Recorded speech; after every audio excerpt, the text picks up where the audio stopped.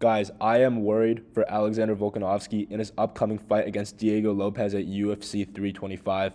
And I just wanted to get on here and reiterate my points. I actually made a video about this before.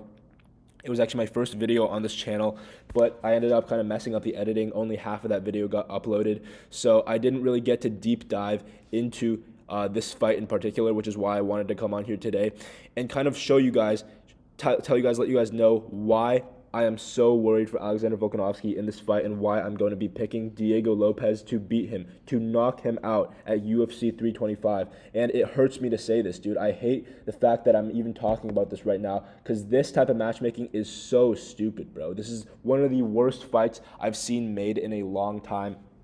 Literal WWE levels of matchmaking. I don't know what we're doing here. It's so clear the UFC just wants that Mexican champion, like they kind of did with the Yair Rodriguez back in 2023 when they gave him that custom interim belt, which was dumb as fuck on its own. Now they're giving Lopes a second title shot in a row. So dumb. He's riding one win. Obviously, it is a good win over Gene Silva, one of the best guys in the division, extremely dangerous striker. You have to respect the win that Lopes got, but dude, he's riding one win. You have Murphy, undefeated prospect.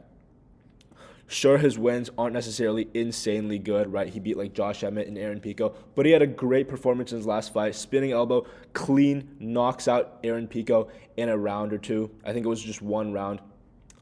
Extremely dominant, very good performance, and he has much more of a claim over Diego Lopes, who literally just lost. Like, Volkanovski's last fight was Lopes, bro. And now he's going to be fighting him after sitting 1 year out again.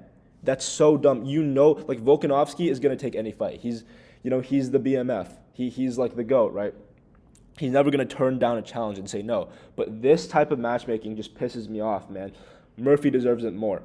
Evloev also deserves it more. Another undefeated prospect who's been like the #1 contender for the past 2 or 3 years. I literally remember when Topuria had just knocked out Volkanovski to become the featherweight champion back in 2024. That was UFC 298. He literally got questions in the post-fight press conference asking about who's next. Is it going to be Movsar Evloev? He could be the next guy because Movsar Evloev was already the #1 contender at that point. He's literally been the #1 contender for the past 2 years pretty much, which is ridiculous, and he's getting jumped by Lopes. And I understand that Movsar Evloev isn't the most active, but he's beaten Aljo, and he's proven himself as the most elite fighter in this division. And he even has a win over Diego Lopes, which I know was a long time ago. But dude, Lopes has such a weak claim to this title shot, and it's really dumb. But now that I've kind of gotten this off my chest, I've kind of ranted about this a little bit, I'd like to just get into the analysis of this fight. I'm going to keep it short. I just think that Volkanovski is going to get chinned by Lopes, unfortunately, probably pretty early into the fight, and I have a really bad feeling about this. I'd love to be wrong, guys. Don't get me wrong. I would love for Volkanovski to just go out there and school Lopes for 5 rounds, get him ground and pound, maybe even get like a Yair Rodriguez style finish. I just don't see that happening at all. First of all, I think Lopes' ground game has improved drastically. I think that he kind of got manhandled a little bit by Volk in their last fight. In the earlier rounds, Volk was able to take down Lopes and land good ground and pound shots on him and really just rack up those points early and land good damage early, just on the ground, laying in full guard. And I feel like Lopes really took it to heart and made it a point to improve that aspect of his game, which we saw in his next fight against Gene Silva. Obviously, he wasn't really able to clean take down Silva. I rewatched that fight.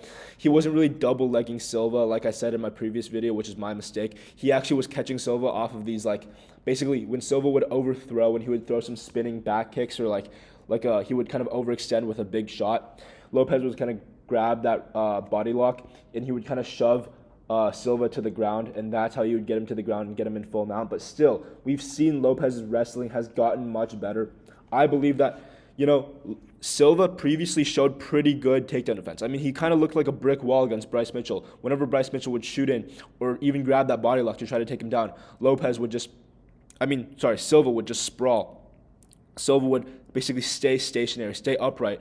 Bryce Mitchell really couldn't move him at all, and then he went on and subbed Bryce Mitchell. So I feel like it's very impressive that Lopes was able to do what he did to Silva on the ground, to be able to just take him down and then just hammer him into the ground, basically through the mat. He was landing extremely damaging shots, sliced Silva open with those elbows, and that was just a very scary performance to me. That's a lot of the reason why I'm picking him to beat Volkanovski in this fight, because I just think he improved a lot. A lot of people are saying he didn't improve that much, or he didn't improve at all since the last time he fought Volk, which I disagree with. I totally believe that Lopes has leveled up even more, and he's very young as well. He's like 30, 31. Not to mention that this guy is unchinnable, bro. He's got those prime Max Holloway levels of durability. We saw Gene Silva land absolute bombs on him.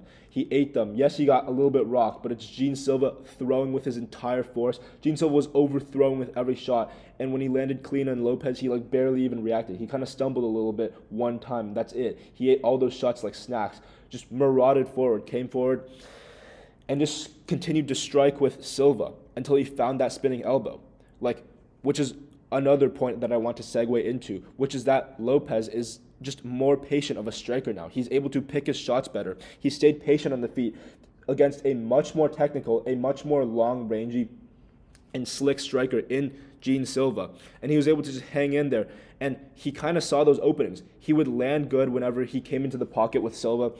At a certain far kickboxing range, Silva was just piecing him up, outclassing Lopes on the feet.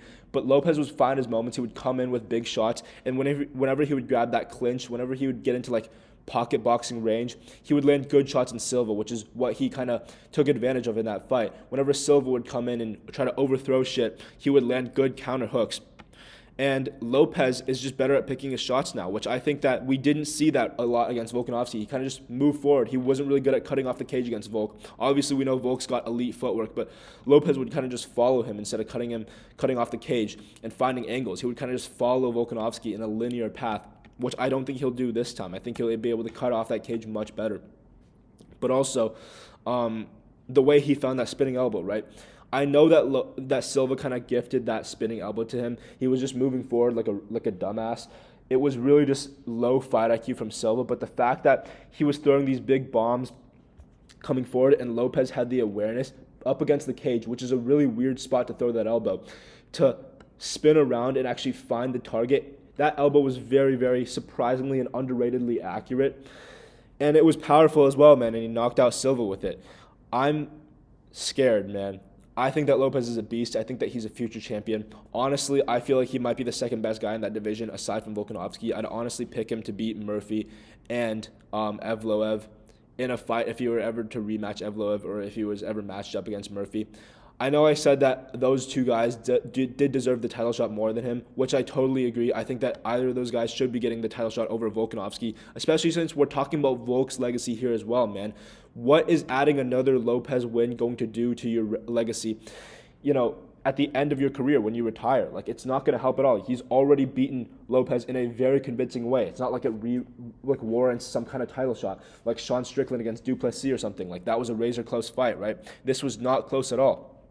He should have closed that chapter already, and we should be moving on to other fights for Volkanovski, where he can kind of diversify his portfolio with other good top contender wins, like a Movsar Evloev, like a Lerone Murphy. It's just so dumb, man. And also, I'd be so much happier if they made those fights, because I'd pick Volkanovski very confidently to beat Lerone Murphy and even Movsar Evloev. I think stylistically they pose much less of a threat than Diego Lopes, man. And the fact that Lopes, who at that point in his career when he fought Volkanovski, I believe wasn't as good as he is now, and he was even able to catch Volk a couple times. Dude, I'm worried because Volk's one weakness, despite how well-rounded and good he is, he's just not that defensively sound in the striking. I think his striking defense has always been a little bit iffy, He kind of pulls back with his chin in the air a lot of the times. He pulls back in a very linear way. He doesn't really circle around too much when he's getting pressured heavy.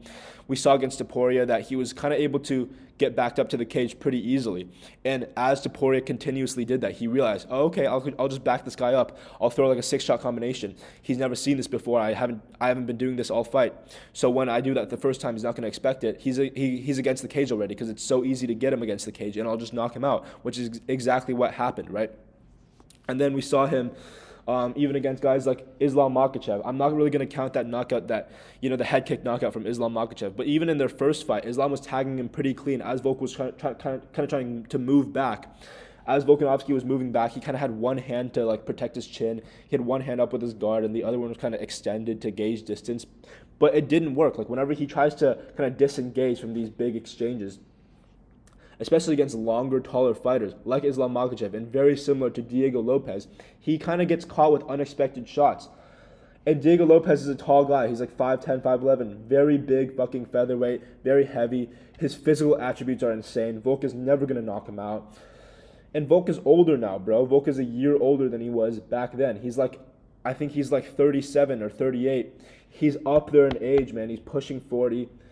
He's even more withered. I think that against like Topuria, he didn't look that slow. He looked still like his fast self. But against Lopes, I'm honestly going to say that he did look a little bit slow in that fight. He looked a little bit slower and more withered than he looked in his previous fights. He just looked slightly slower, and I feel like prime Volkanovski would have been able to just speed Mog and outstrike the version of Volkanovski that beat Diego Lopes.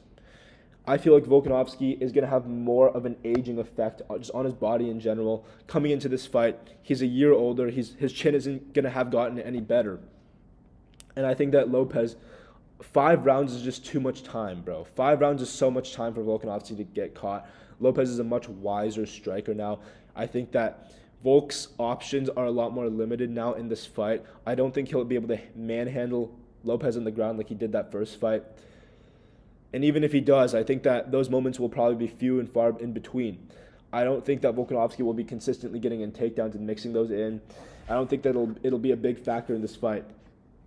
And I think it remains standing for most of it. I think that 5 rounds is so much time for Diego Lopes to catch Volkanovski with something very powerful. And I just don't have a good feeling about this, man.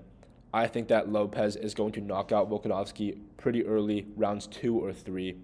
And I'm really not looking forward to this. I'd love to be wrong once again, like I said before. I'd love for Volkanovski to just go out there and school Diego Lopes and just put on a masterclass performance, rock him around, come into the pocket, box him up, teeps, leg kicks, jabs, fight well at range, gauge distance, come in with good shots, and then exit exchanges in a defensively sound manner. But I don't know. I feel like it's too much to ask from the UFC gods. And yeah. My pick is Lopes by KO, guys. Let me know what you guys think. And, yeah, let me know if I've missed something, if you disagree, and why. And thanks for watching, guys. I'll see you in the next one.